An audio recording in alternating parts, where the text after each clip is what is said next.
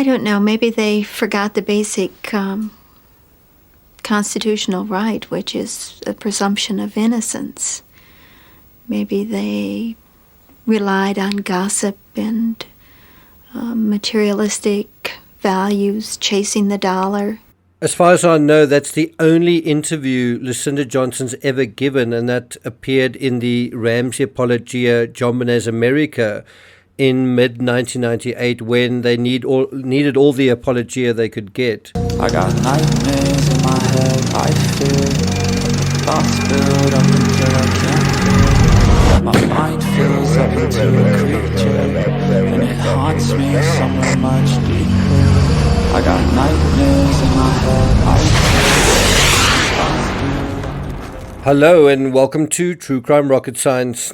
Let's go back to the article. Remember, this is the Boulder Daily Camera from March 1997. JonBenet Ramsey's family has provided the district attorneys with a psychiatrist videotaped interview with the girl's 10-year-old brother, a pediatrician's records, that's Dr. Buth's records, and other information that they contained indicates the family has no history of SA. That's according to a source. The family has made Burke Ramsey's interviews with the psychiatrist who was selected by the Boulder County Department of Social Services, and all of JonBenet's medical records available to the prosecutor. So you can see within the first 2 months of the incident, the gossip that was sort of going around was really centered around this aspect that I can't even say the word on YouTube. And so the attention gravitated, first of all, to John, and then in a secondary sense to JonBenet's brother Burke. And of course, the Dr. Buth sort of had some expert knowledge in that area, or certainly some documented knowledge in that area, and we're going to get to him in the next episode. The article also notes they also allowed the pediatrician Dr. Francisco Buth and his nurses to speak with investigators. Police could not have obtained those things on their own because they don't have subpoena power, said a source. All that was completely voluntary on the part of the family. The Ramsey's investigators have also conducted exhaustive interviews with family members, friends, and people from deep in the past of JonBenet's mother, Patsy. But thus far, they have failed to turn up any evidence of past interference in terms of the murder of the 6-year-old or her mother. So there's even checking to see if there'd been that sort of thing going on with Patsy by a male member of the family. Police have been similarly stymied, according to sources. Now, curiously, with all of this going on, Lucinda being questioned, the family doctor being interviewed, Burke being questioned, the two people that hadn't been properly questioned were the Ramseys themselves. Do you believe this case will ever be solved? Solved?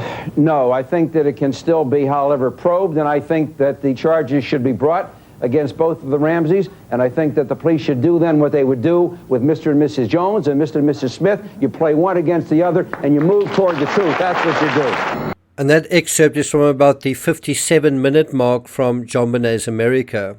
If you go through the rest of this article from the Daily Camera, talks about, that nothing had happened to Burke, and he's probably unaware of anything that happened to his sister.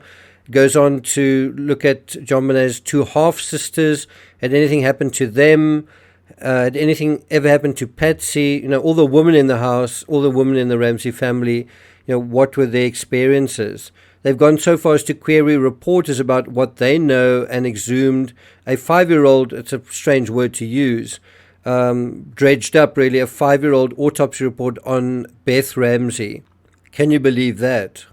One of the early theories was that if Patsy had suffered some sort of, how do I say the word without not saying the word?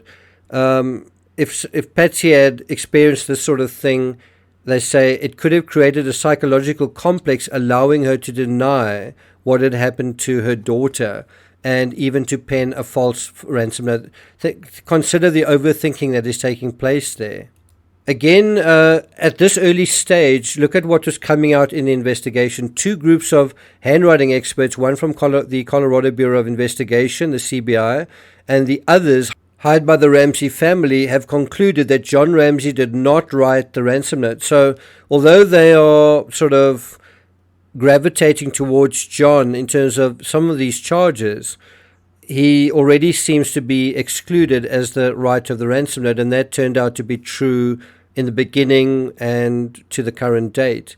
But even then, in March, they said they couldn't exclude the possibility that Patsy Ramsey did write the note. Investigators for the family, however, called that possibility highly unlikely. In other words, not that she was excluded, just unlikely. Interestingly, the media were openly reporting as early as March that the coroner's report indicated JonBenet was essayed prior to being killed, which then led to questions regarding how long this had been going on, and was this the first and only incident or instance. And once again, Wecht weighed in here, saying that he thought something may have happened at least 2 days before her death. Such a great article. Quote, while a coroner's report found JonBenet had been essayed before she was killed, experts have differed widely. It's interesting that they've got experts in inverted commas, as to whether the evidence supports previous or chronic. There you have it. The coroner's report found chronic inflammation and epithelial erosion, leading Dr. Cyril Wecht to conclude that there was something going on at least 2 days before her death. And of course, 2 days before JonBenet's death, someone called 911 during the Ramsey Christmas party.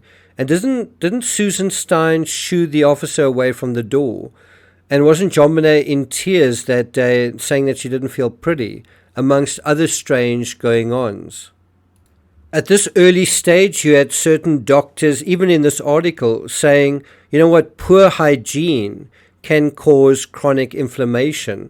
And so if there's poor hygiene going on, is there proper care of this little girl going on regardless? And so someone said some little girls can have asymptomatic bladder infections that can cause irritation. At the same time, other experts caution that essay of young children does not necessarily leave evidence easily detected in routine pediatric examinations. What is that angling at? Well, it's angling at the subtlety in terms of this particular evidence. I'm not going to go into more detail into this sensitive area, but it is interesting that certain people, certainly Ramsey apologists such as Paula Woodward, said at CrimeCon that there was some very serious essay did happen on the night JonBenet died. She used the word penetrated, whereas in this article they're saying that that did not happen. Another expert, Dr. Richard Krugman, says, children can experience essay and have perfectly normal exams. Far more important in determining a history of this sort of thing are the child's statements followed by his or her demeanor and behavior. And that's again why Burke stands out and becomes prominent as a vital witness even in this area. Who is in a better position to testify as to whether he himself or his sister might have experienced SA? Who was in a better position to clear his parents, on the other hand? The same article deals with this videotape of Burke Ramsey being significant, and the interview clearly showing that the boy had not experienced certain things and he had no knowledge of any unusual problems with his sister. That's according to a source. Of course, beauty is in the eye of the beholder, and we really do need to examine the statement that Burke gave, especially the one he gave when he was 11 years old, and what the police thought of that statement. Not what sources say and what the Ramsey apologists said. What did independent investigators think of the credibility of Burke's statements? Now, if you're looking for something specific, you tend to see it. But equally, by looking for something specific, one can also miss the less easy to see things, the subtleties. Now, we've dealt briefly with February and March here. April was the month the Ramseys finally gave their police statements. And on the 1st of May, the Ramseys held a big press conference in Boulder, handpicking all the journalists they wanted in the room. And it was here, at this occasion, that John Ramsey cleared his throat and tried to clear the air once and for all regarding these allegations. To those of you who may want to ask, let me address very directly, I did not kill my daughter JonBenet.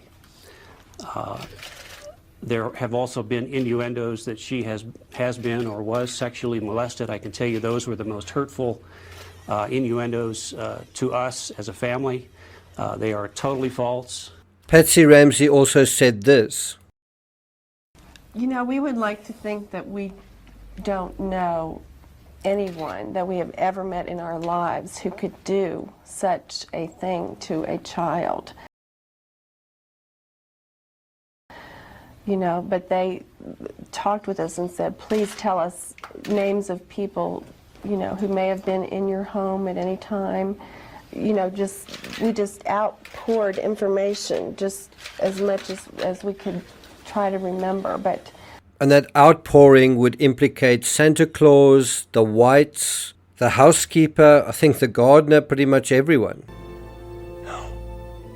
Which brings us at last to the moment of truth. Dr. Buffe, what did he say about JONBENET's medical record? What did he say about Golfgate? If certain things weren't in JONBENET's medical record, what was in it? An arrest must be made for us to go on with some semblance of a life and hope for the future. Thank you for listening this far, and I'll see you guys next time.